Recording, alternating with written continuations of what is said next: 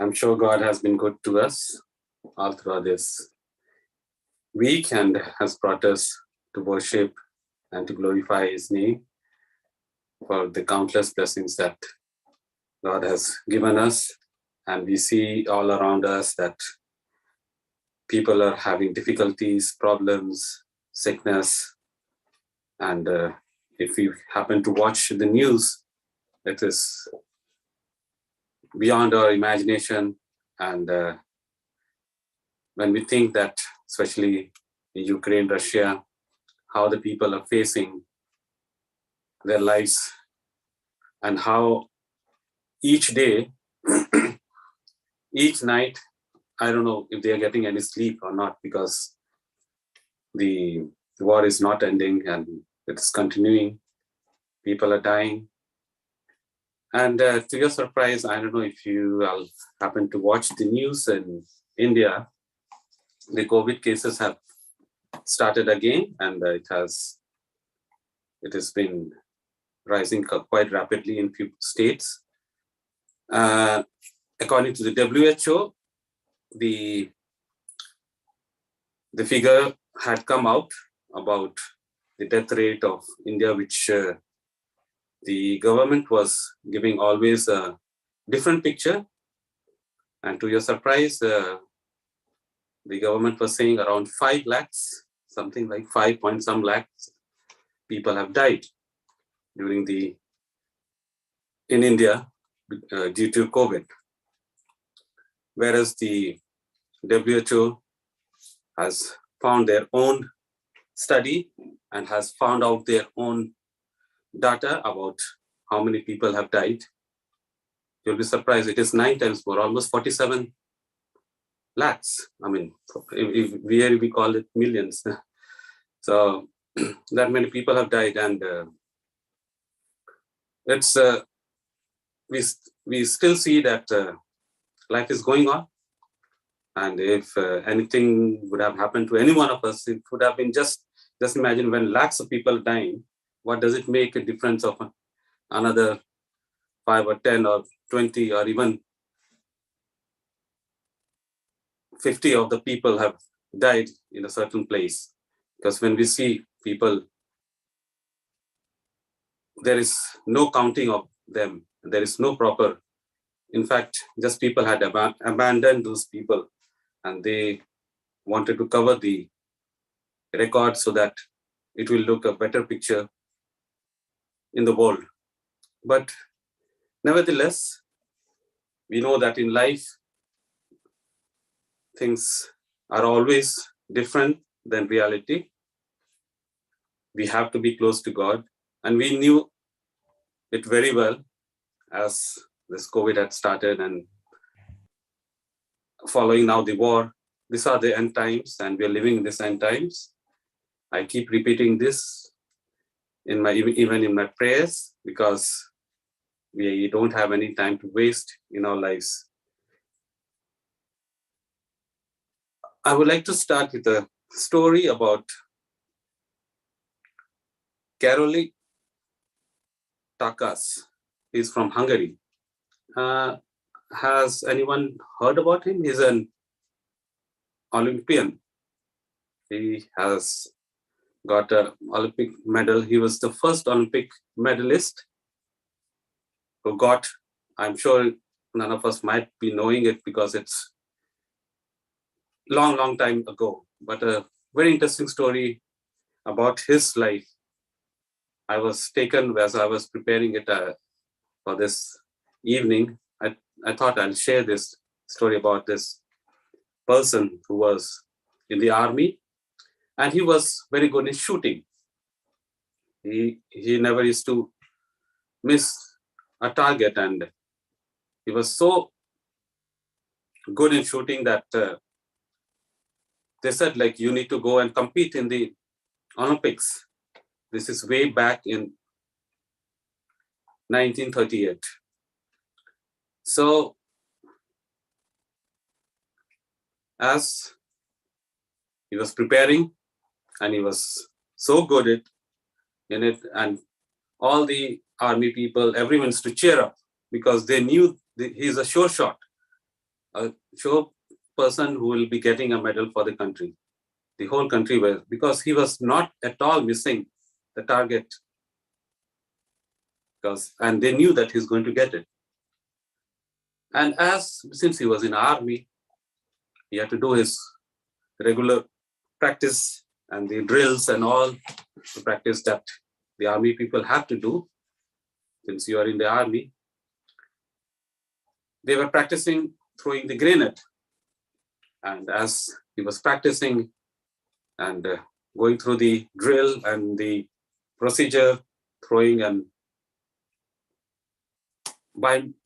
unfortunately, the grenade had blown his right hand, and it had damaged it but before he could throw the grenade, it just bursted on his hand, and you can imagine what had happened to his hand. He was hospitalized, and they said, like, his hand is of no use. His right hand is of no use. What is he going to do in the army now with one hand? Because for an army person, he needs to have two hands. And all these years he was practicing he wanted to do something good for his country.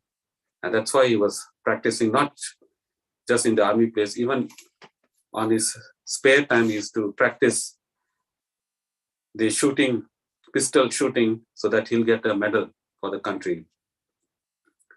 And here he'll find that he has blown his hand. It took him almost to recover, it took him almost more than 6 months. But his hand was of no use. He was not being able to use his right hand. But he never gave up. To your surprise, he never gave up. He said, what do I do? Do I sit and cry? Or because he was out of the army, and now he's on retirement because he has hurt his hand, and he has just one left hand, which is not his main hand. He was a righty. But he never gave up. He said, I'm going to practice. I'm going to practice with my left hand. And he started practicing. To your surprise, every morning he got up and he started using his left hand. He could not even write with his left hand, but he said, no, I'm going to practice and become, because I had that skill with the right hand. Why not? I have one more hand. I don't need to be crying for the rest of my life. And he practiced and practiced so well that he mastered. And he said in 1940, the Olympics was supposed to take place. So just before the Olympics, they were doing the selection. They do the selections, the state levels, the district levels, and all those. And since he was already known to be selected, but during the selection time, they were all surprised that he has come with a left hand. He said, I'm going to use my left hand. And they knew that he's a righty. And they said, like, oh, has he come to waste our time or his own time, or has he gone off his head that he has come to compete in this country level, like he wants to compete? He said, no, just give me a chance, since you know that I was good enough, but let me show my skills and let me do. And they said, okay, fine, compete. There's no harm in doing that. You can do your level best. We wish you all the best. All that was told by the coach and all the people who were selecting. He was so good. And to your surprise, he was selected for the Olympics. In 1940, the Olympics was supposed to be held. And if we recollect, in 1940, what had happened? Anyone? The war. The war, right, Angelina? The war had started. The war had begun. So they had to cancel the Olympics. And here is a person who worked hard all his life, thinking that he'll become a good shooter and he'll be going to get a medal for his country. He lost his right hand. He practiced with his left hand. He was selected. He was the best. And they gave him this opportunity to represent his country, Hungary, to represent. And here the Olympics is cancelled because of the war. To your surprise, he was, by then he was 30 years of age. And as time went by, so how many of us, I'll ask this question to the children if they're listening. After how many years the Olympics are being held each time? Like after how many years? If you miss one Olympics because of some reason. 4 years. Every 4 4 years. years. Yes, that's true. That's very good. So that I just wanted to know that you all are listening. So after 4 years, they had to go again through the same procedure. You had to compete with the young shooters around. And there were many young shooters who were good.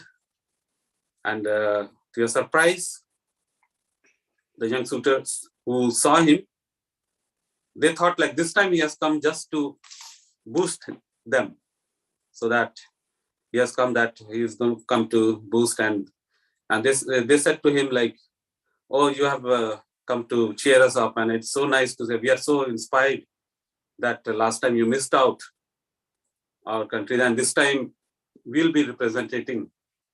And they thought that he has just come for to give them a motivation and has come there to see how they will be doing the training or the competition that will be done for their country. But he said to their surprise, I have come to compete with you all. They just stared at him and he said like, what is wrong with him?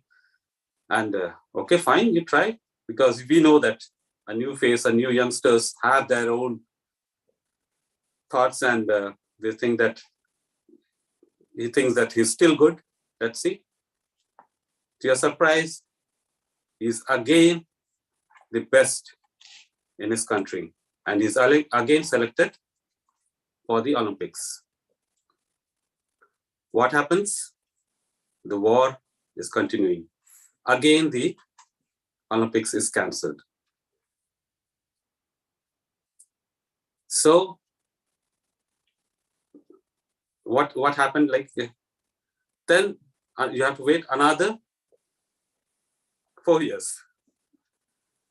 So it so happened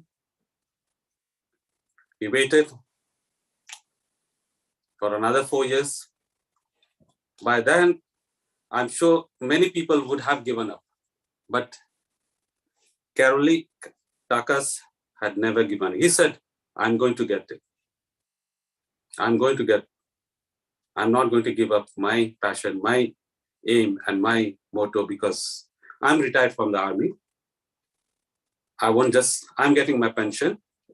I just won't sit and relax, but I will practice and I'll represent my country. To your surprise, when the Olympics was held, he went for the competition, and what happened? Can any guess? He gets the medal, he gets the gold medal in the 25-meter rapid fire pistol event. He was very proud. He comes back to his country, the whole country cheers for him, and think that, oh, he's a great man. Just imagine, his right hand has gone, his left hand, with left hand he can do marvelous things. He has not given up in his life. And he has represented the country and has got gold medal. To your surprise, after another 4 years, he says, I'm going to compete again. Then again, he had to go through the same procedure.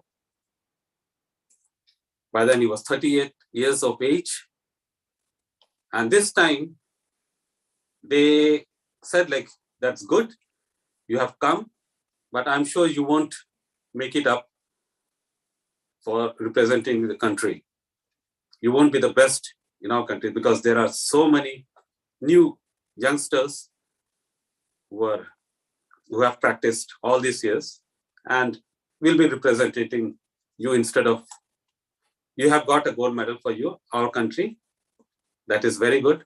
But he said, I'm going to compete again. And he represents his country once again in 1948. And to your surprise, he gets again the gold medal. He's the first Olympic gold medalist who has won the world first shooter to win 2 Olympic gold medals in 25 meter in rapid pistol event, and with both left hands. I mean, using his left hand, which is not his regular hand. What I wanted the church to know about this person is, in life, we come across a lot of problems, a lot of difficulties, a lot of anxieties and stress that we face and challenges. But we should never give up in life. We should have the aim, we should have the motivation, and God will never leave us. We know that in Bible we find a persistent faith is not influenced by human reasoning. This is a story about Joseph. In all his experiences of adversity and sorrow, there is no hint that Joseph ever questioned the loving wisdom and will of God. He had been hated by his own brethren, his very own brothers, cast into the pit, sold into slavery in Egypt, assaulted, let down badly by the butler. But he knew that God was still on the throne. God has not left him, and God never left Joseph, even for a moment. We find that in Genesis 45, 4-8, if we could open our Bibles, we'll just go through this text. Genesis 45, verses 4-8. And Joseph said to his brothers, please come near to me. So they came near. Then he said, I am Joseph, your brother, whom you sold into Egypt. But now do not therefore be grieved or angry with yourself because you sold me here, for God sent me here. God sent me before you to preserve life. For these 2 years, the famine has been in the land, and there are still 5 years in which there will be neither plowing nor harvesting. And God sent me before you to preserve posterity for you in the earth and to save your lives by a great deliverance. So now it was not you who sent me here, but God, and he has made me a father to Pharaoh and lord of all his house and a ruler throughout all the land of Egypt.